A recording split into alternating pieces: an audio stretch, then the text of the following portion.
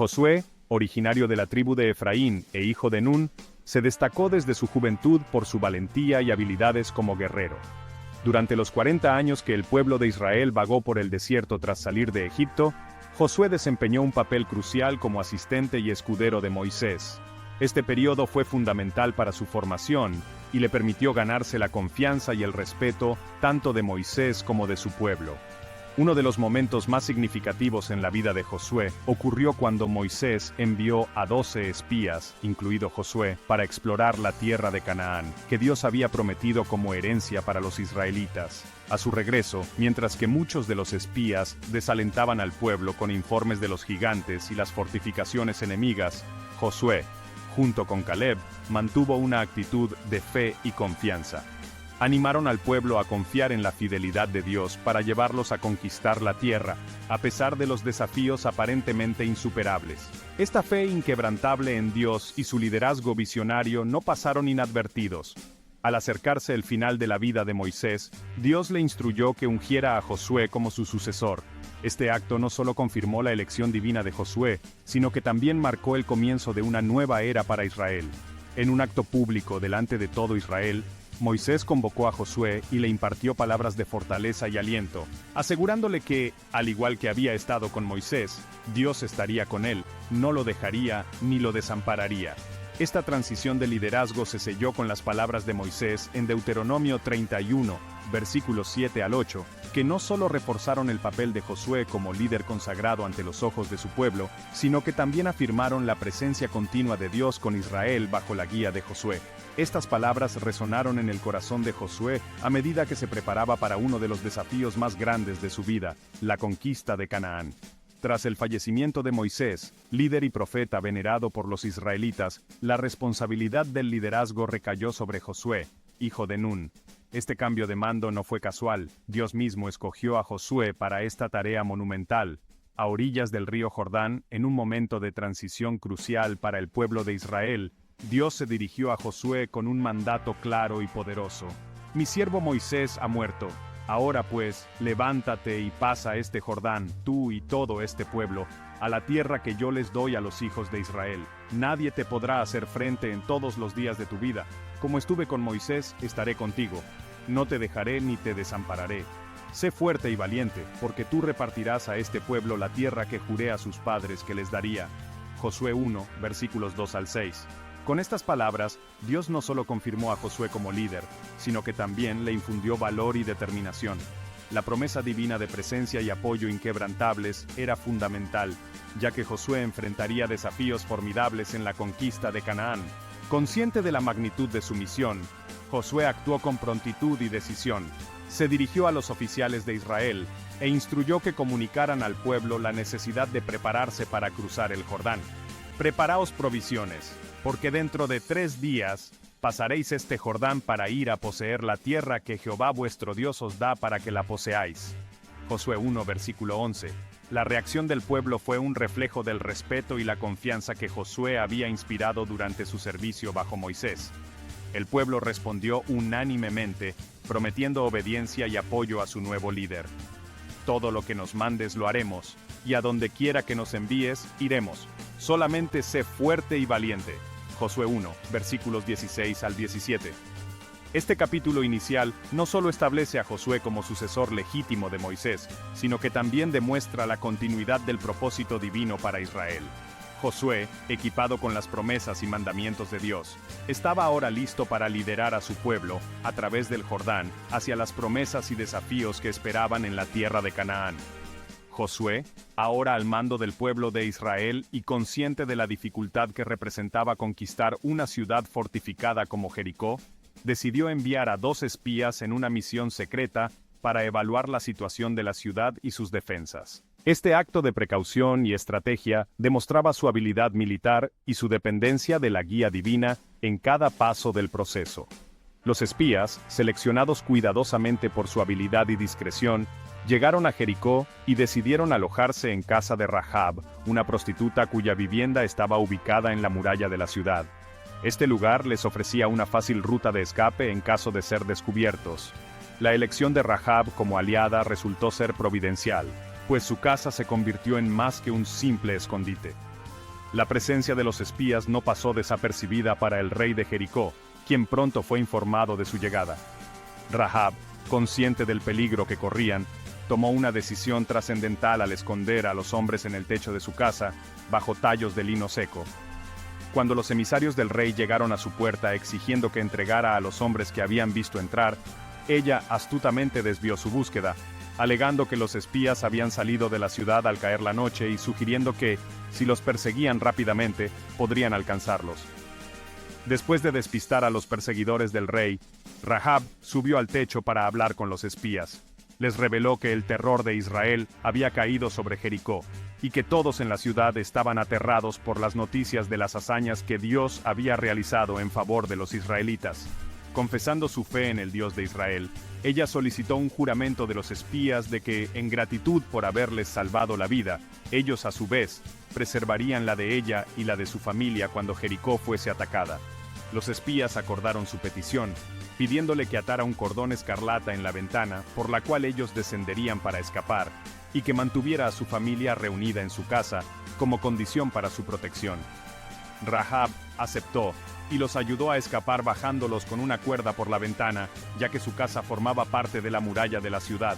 Una vez seguros, los espías regresaron con Josué y le informaron de todo lo sucedido. Su reporte fue claro: ciertamente Jehová ha entregado toda la tierra en nuestras manos, y también todos los moradores del país desmayan delante de nosotros. Josué 2, versículo 24. Esta información fue crucial, y fortaleció la confianza de Josué y del pueblo en que Dios estaba con ellos. Tras recibir la confirmación de que Jericó era vulnerable y que Dios estaba con ellos, Josué y los israelitas se prepararon para uno de los momentos más trascendentales de su travesía: cruzar el río Jordán para entrar finalmente en la tierra prometida. Este evento no solo sería un testamento de su fe, sino que también simbolizaría la entrada a una nueva fase de la existencia de Israel como nación. Era tiempo de la cosecha, y el Jordán se desbordaba por todas sus orillas, lo que normalmente haría imposible su cruce. Sin embargo, para los israelitas, bajo el liderazgo de Josué, las barreras naturales eran oportunidades para presenciar el poder de Dios. Josué instruyó al pueblo que se santificara, pues al día siguiente verían maravillas. Los sacerdotes que llevaban el arca del pacto fueron los primeros en acercarse al río. El arca simbolizaba la presencia de Dios entre su pueblo, y su rol en el cruce era crucial. Josué ordenó que, tan pronto como los pies de los sacerdotes que llevaban el arca tocaran las aguas del Jordán, éstas se detendrían, proporcionando un camino seco para cruzar. Cuando los sacerdotes hicieron contacto con el agua, la promesa de Dios se materializó. Impresionantemente, las aguas que descendían desde arriba se detuvieron y se amontonaron en una gran masa, a una gran distancia en Adam, la ciudad que está al lado de Zaretán, mientras que las aguas que descendían hacia el mar del Arabá, el mar salado, fueron cortadas completamente. Los israelitas cruzaron sobre terreno seco, con los sacerdotes sosteniendo el arca firmemente en el medio del río, hasta que toda la nación terminó de pasar. Este milagroso cruce no solo reforzó la fe de los israelitas en Josué como líder elegido por Dios, sino que también reafirmó la presencia continua de Dios guiando a su pueblo. Una vez que todos estuvieron al otro lado, Josué comandó a un hombre de cada tribu recoger una piedra del lecho del río, donde los sacerdotes habían estado parados, para erigir un monumento en Gilgal. Este monumento serviría como un recordatorio perpetuo para las generaciones futuras de lo que Dios había hecho por Israel ese día. Al completar el cruce, los israelitas establecieron campamento en Gilgal, en el borde oriental de Jericó. Las piedras se colocaron como Josué lo había ordenado, y él mismo explicó su significado. Cada vez que en el futuro los hijos de Israel preguntaran qué representaban esas piedras, se les diría acerca del poder de Dios que detuvo las aguas del Jordán ante el arca del pacto del Señor, permitiendo que todo Israel cruzara en seco. Con el Jordán a sus espaldas, los israelitas se enfrentaban ahora a su primer gran obstáculo militar en Canaán, la ciudad fortificada de Jericó. Conocida por sus robustas murallas, Jericó era un punto clave para la defensa de la región y un símbolo de resistencia ante la invasión israelita. Sin embargo, lo que parecía ser un desafío insuperable se convertiría en un testimonio del poder divino y de la estrategia divinamente inspirada. Josué recibió instrucciones detalladas de Dios sobre cómo proceder.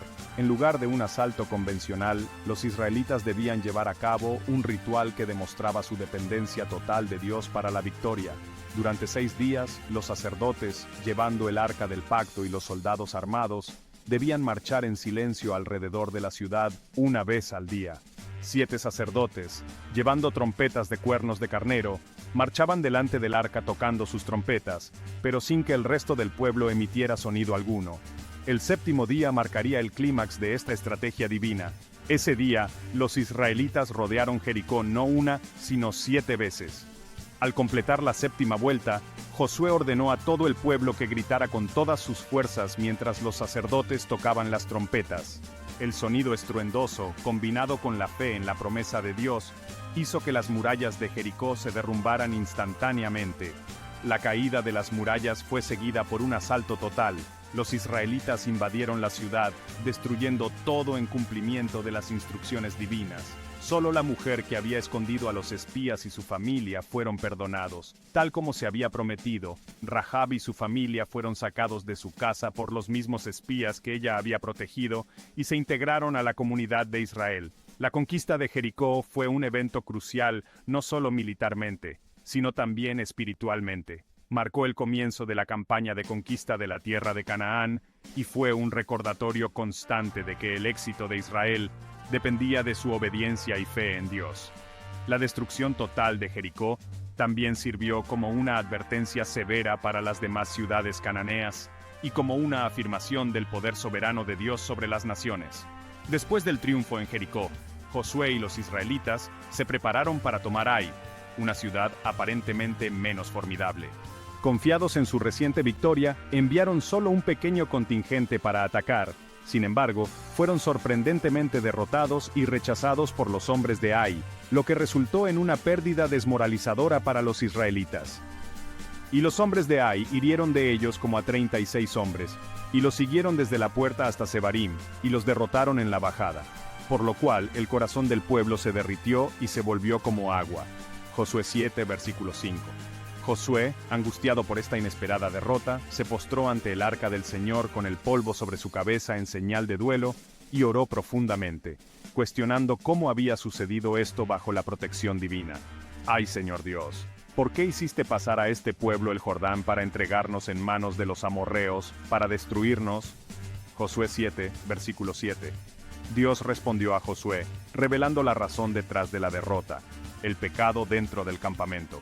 Un israelita llamado Acán había tomado objetos de la anatema de Jericó, desobedeciendo las instrucciones divinas. Israel ha pecado, y han traspasado mi pacto que les mandé, y han tomado de la anatema, y también han hurtado y mentido, y han guardado entre sus enseres. Josué 7, versículo 11. Para restaurar el favor de Dios, Josué llevó a cabo la difícil tarea de purificar el campamento. Acán fue confrontado y confesó su pecado, después de lo cual fue castigado junto con toda su familia, un acto severo pero necesario para preservar la santidad del pueblo.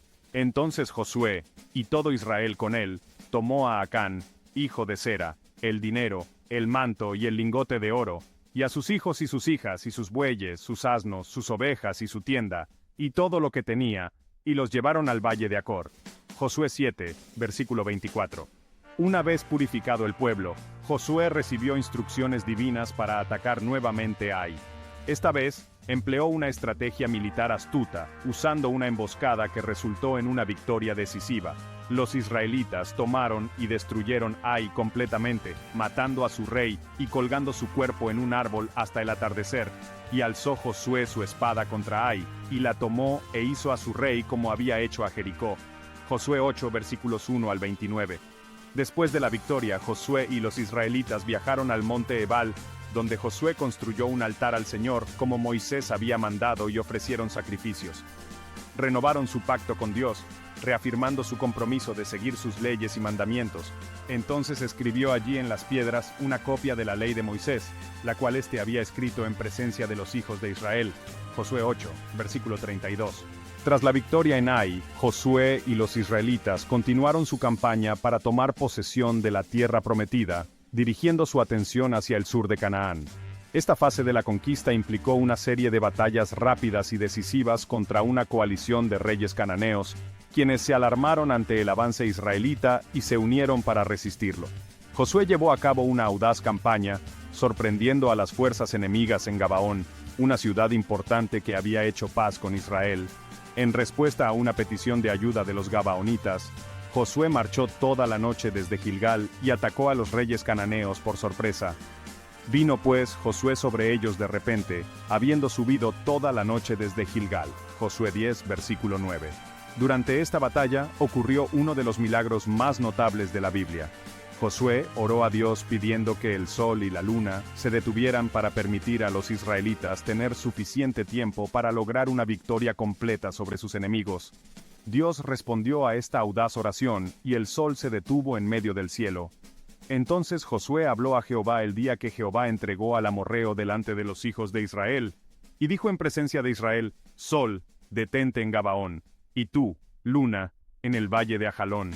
Y el sol se detuvo, y la luna se paró, hasta que la gente se hubo vengado de sus enemigos. Josué 10, versículos 12 y 13. Este evento extraordinario permitió a los israelitas desbaratar completamente a la coalición enemiga. Los reyes fueron capturados y ejecutados, y sus ciudades fueron tomadas una tras otra, consolidando así el control israelita sobre el sur de Canaán. Con gran parte de la tierra ya bajo control israelita, Josué convocó al pueblo en Siquem, un lugar de gran significado histórico y espiritual, donde los patriarcas Abraham e Isaac habían erigido altares al Señor siglos antes. En Siquem, Josué renovó el pacto entre Israel y Dios ante una gran congregación de israelitas. Recalcó las leyes y mandamientos que Moisés había entregado, y el pueblo reafirmó su compromiso de obedecer y servir solo al Señor.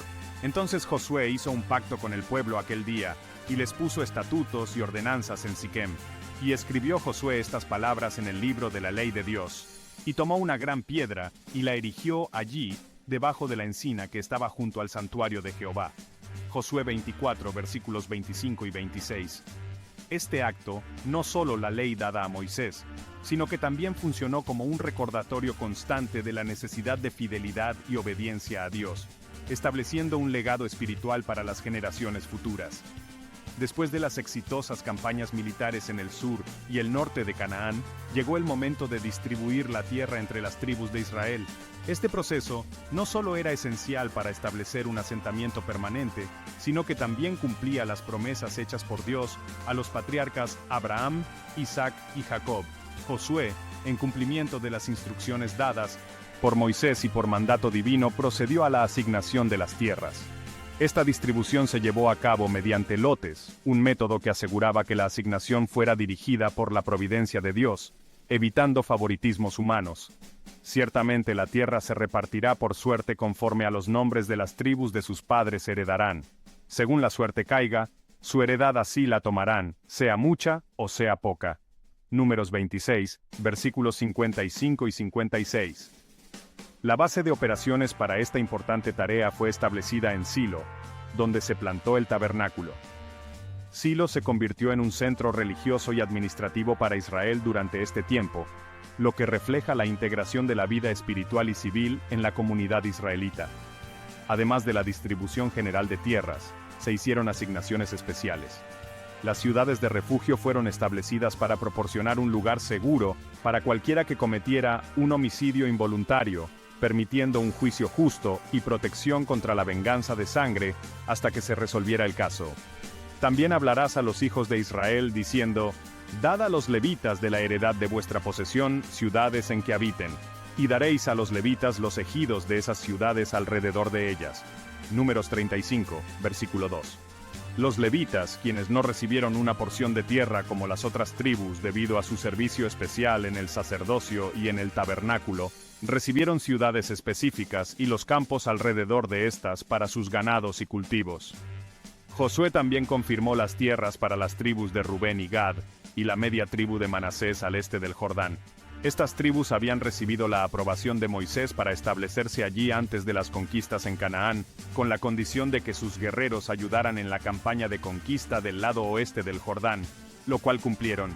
Y Moisés les dio a los hijos de Gad, y a los hijos de Rubén, y a la media tribu de Manasés, hijo de José, el reino de Sehón, rey de los amorreos, y el reino de Og, rey de Basán, la tierra con sus ciudades en los límites, las ciudades del país alrededor. Números 32, versículo 33. Esta cuidadosa distribución no solo proporcionó a cada tribu un hogar permanente, sino que también fortaleció la estructura tribal de Israel, y subrayó la importancia de seguir las instrucciones divinas, para asegurar la paz y la estabilidad en la tierra. Después de años de conquistas y de establecer las tribus de Israel en sus respectivas heredades, Josué, envejecido pero todavía guiado por un sentido profundo del deber, se dedicó a solidificar la fe y la obediencia del pueblo hacia Dios. Sabiendo que sus días estaban contados, convocó al pueblo de Israel en varias ocasiones para impartir sus últimas palabras y consejos. Josué convocó por primera vez a los líderes, jueces y oficiales de Israel en Timnat Sera, donde residía. En esta reunión les recordó a los líderes de Israel todo lo que Dios había hecho por ellos, desde la liberación de Egipto hasta la entrega de la tierra de Canaán. Hizo un llamado apasionado a la fidelidad y a la obediencia a la ley de Dios. Vosotros veis todo lo que Jehová vuestro Dios ha hecho con todas estas naciones por causa vuestra, porque Jehová vuestro Dios es el que ha peleado por vosotros. Josué 23, versículo 3. También advirtió seriamente contra la asimilación con las naciones paganas restantes, o el matrimonio con ellas, pues sus prácticas idolátricas podrían desviar a los israelitas de su fidelidad a Dios. Guardad pues con diligencia vuestras almas, para que améis a Jehová vuestro Dios. Pero si de alguna manera os apartáis, sabed por cierto que Jehová vuestro Dios no continuará echando estas naciones de delante de vosotros. Josué 23, versículos 11 al 13. Luego, Josué reunió a todo el pueblo, incluidas las familias y los niños, en Siquem, un lugar histórico donde Abraham había construido un altar al Señor siglos antes. Este sitio fue escogido por su significado simbólico y por estar en el corazón de la tierra que las tribus ahora poseían. En Siquem, Josué renovó el pacto entre Israel y Dios, recordó al pueblo las maravillas que Dios había realizado y cómo les había entregado una tierra que no habían labrado y ciudades que no habían construido. Instó a todos a rechazar los dioses paganos y a servir a Jehová con integridad y fidelidad. Elegid hoy a quien sirváis, pero yo y mi casa serviremos a Jehová. Josué 24, versículo 15. El pueblo respondió con un compromiso renovado de seguir a Jehová y rechazar cualquier otra deidad. Josué erigió una gran piedra debajo de la encina junto al santuario del Señor como testigo de la renovación de este pacto. Y Josué escribió estas palabras en el libro de la ley de Dios. Y tomó una gran piedra, y la erigió allí debajo de la encina que estaba junto al santuario de Jehová. Y Josué dijo a todo el pueblo: He aquí, esta piedra será por testigo contra nosotros, porque ha oído todas las palabras de Jehová que nos ha hablado. Será pues por testigo contra vosotros, para que no mintáis contra vuestro Dios. Josué 24, versículos 26 al 27. Josué murió a la edad de 110 años, habiendo servido a su nación y a su Dios con distinción y honor. Fue enterrado en las tierras de su heredad en Timnat Sera, que está en las montañas de Efraín, al norte del monte Gaas. Y aconteció después de estas cosas, que Josué, hijo de Nun, siervo de Jehová, murió, siendo de 110 años, y lo sepultaron en el territorio de su heredad en Timnat Sera, que está en el monte de Efraín, al norte del monte Gaas. Josué 24, versículos 29 al 30. La elección de Timnat Sera como su lugar de descanso final no fue casual. Reflejaba su conexión profunda con la tierra que había ayudado a conquistar y su deseo de permanecer entre el pueblo que había guiado.